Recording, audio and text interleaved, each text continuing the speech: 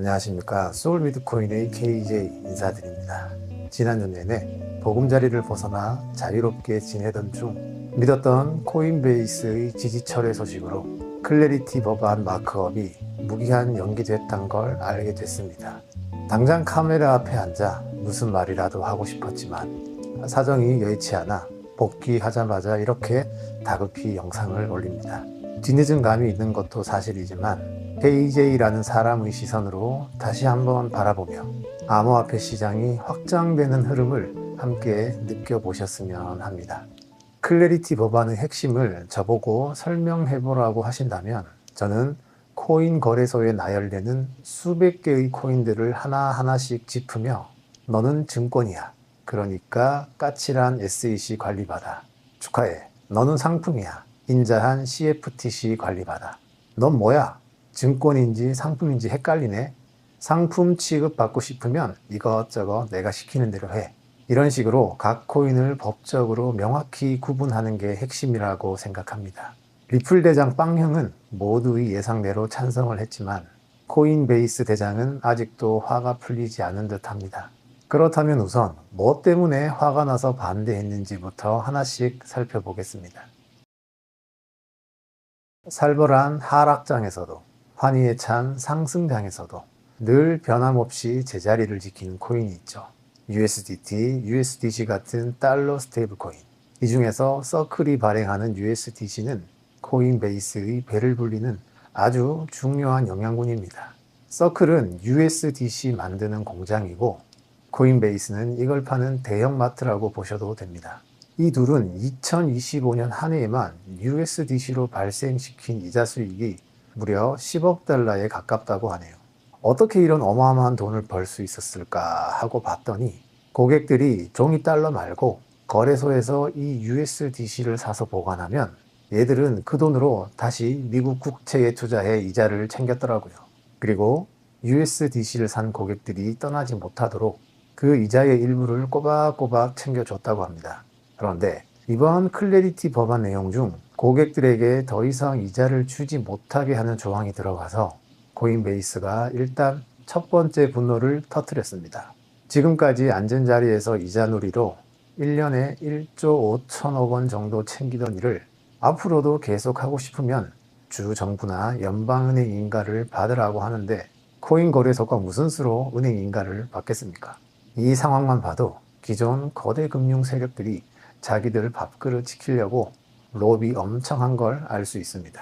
실제로 뱅크 오브 아메리카, 미국 은행연합회 핵심 인사들이 은행 예금 30에서 35% 빠져나가면 연간 6조 달러 규모의 자금이 줄어들고 그러면 대출이 막히고 경제가 흔들린다며 한마디씩 던졌습니다. 이번에 코인베이스가 카운터펀치 제대로 한 방 먹었습니다.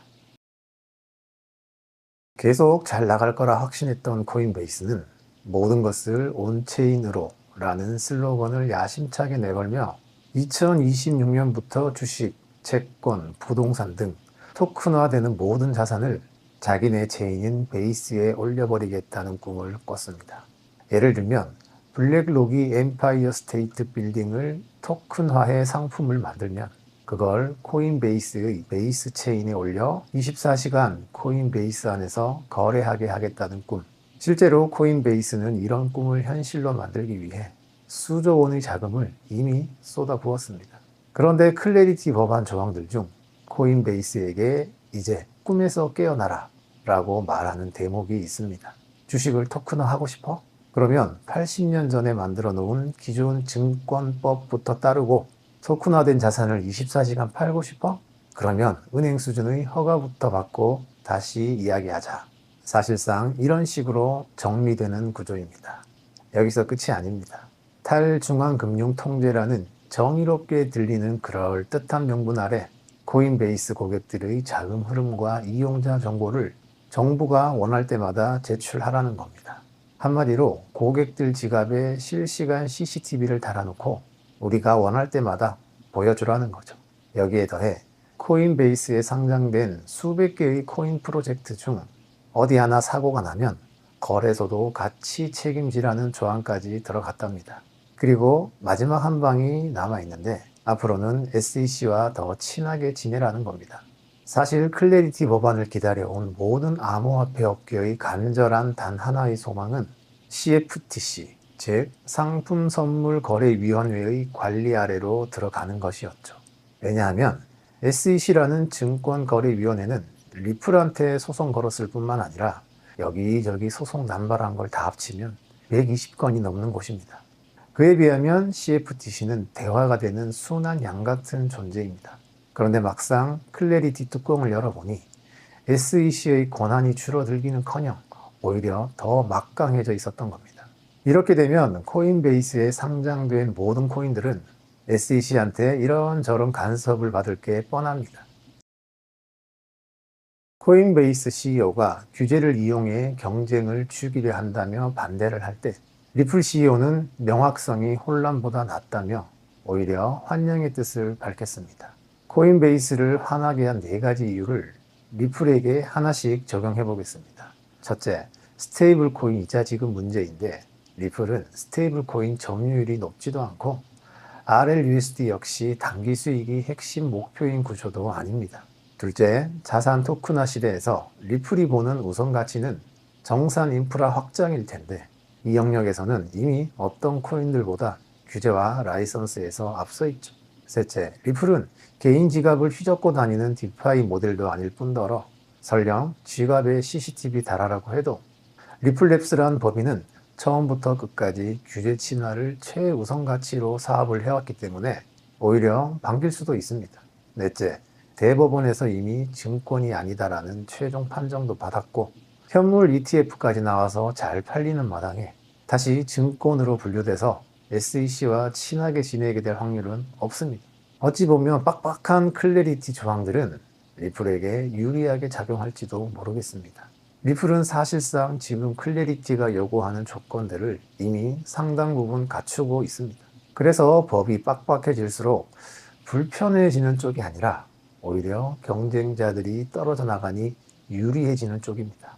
브래드 갈링하우스는 클래리티 법안 논의 자리에 당당히 앉아 있었습니다. 이건 상당히 상징적인 장면입니다. 법이 불리한 쪽은 보통 뒷문으로 움직이고 법이 유리한 쪽은 앞문으로 들어옵니다. 당당히 앞문을 열고 들어온 다른 암호화폐 업계 인사들은 거의 보이지 않았습니다. 여러분, 지금의 이 흐름은 미국 정부, 기존 금융권, 코인베이스, 그리고 리플까지 이들 모두는 각자의 생존을 위해 최고의 카드를 꺼내들 뿐입니다. 미 정부는 암호화폐 업계에 끌려다니지 않고 갑의 위치에 반드시 서고야 말겠다는 의지를 보여줬습니다. 미국 정부는 스테이블 코인이 만들어낼 달러 패권과 자금 통제력을 쉽게 내려놓지 못합니다. 코인베이스 역시 지금은 강하게 반발하고 있지만 결국 정부의 큰 흐름을 끝까지 거슬러 혼자만의 길을 가는 게 불가능하다는 것도 잘 알고 있을 겁니다. 그리고 리플은 기존 금융권이 깔아놓은 질서와 그들의 인정 없이는 자신들이 꿈꾸는 성장이 결코 완성될 수 없다는 사실을 가장 잘 알고 있는 플레이어입니다. 기존 금융 세력들은 경쟁 없이 내 밥그릇을 지키려는 음모를 꾸미는 것처럼 보여질 수도 있겠지만 누가 선에 더 가깝고 누가 악에 더 가깝다고 판단할 사항은 아니라고 봅니다. 그리고 우리는 이런 이해관계들이 서로 부딪히며 만들어내는 거대한 흐름 속에서 영상으로 이렇게 만나고 있습니다. 역사의 모든 위대한 법안이 그렇듯 세상을 바꾸는 규칙은 한두 번의 시도로 우리가 원하는 방향으로 뚝딱 완성되지는 않습니다. 지금의 진통 역시 더 큰 도약을 위한 필연적인 과정일 뿐입니다. 이미 상원은행위원회와 디지털자산서브위원회 위원장들은 1월 말쯤 클래리티 법안의 마크업을 다시 진행하겠다는 강한 의지를 분명히 밝혔습니다. 그리고 CFTC를 관할하는 상원농업위원회는 1월 21일에 새로운 초안을 공개하고 1월 27일에는 독자적인 마크업을 진행하겠다고 이미 공식적으로 선언한 상태입니다. 이런 흐름을 섬세하게 느껴보셨으면 좋겠습니다. 또한 금, 은, 그리고 주식시장으로 자금이 몰리고 있는 현재의 암호화폐 하락장에서도 XRP ETF를 은밀하지만 꾸준하게 담는 기관들의 움직임도 함께 느껴보시면 어떨까요? 과연 그레이스케일과 프랭클린 템플턴 같은 기관들이 하락장에서 담은 XRP 때문에 발목을 잡힐까요? 아니면 그다지 멀지 않은 미래에 역시 그들이다 라는 찬사를 받을까요? 확실한 건 그들이 다음 달과 그 다음 달의 성취를 위해 XRP를 선택하지는 않았을 것 같습니다. 제가 오늘 다급히 준비한 내용은 여기까지입니다. 항상 응원 댓글 주시면서 끝까지 함께 해주시는 모든 분들께 진심으로 감사드립니다. 다음 영상에서 뵙겠습니다.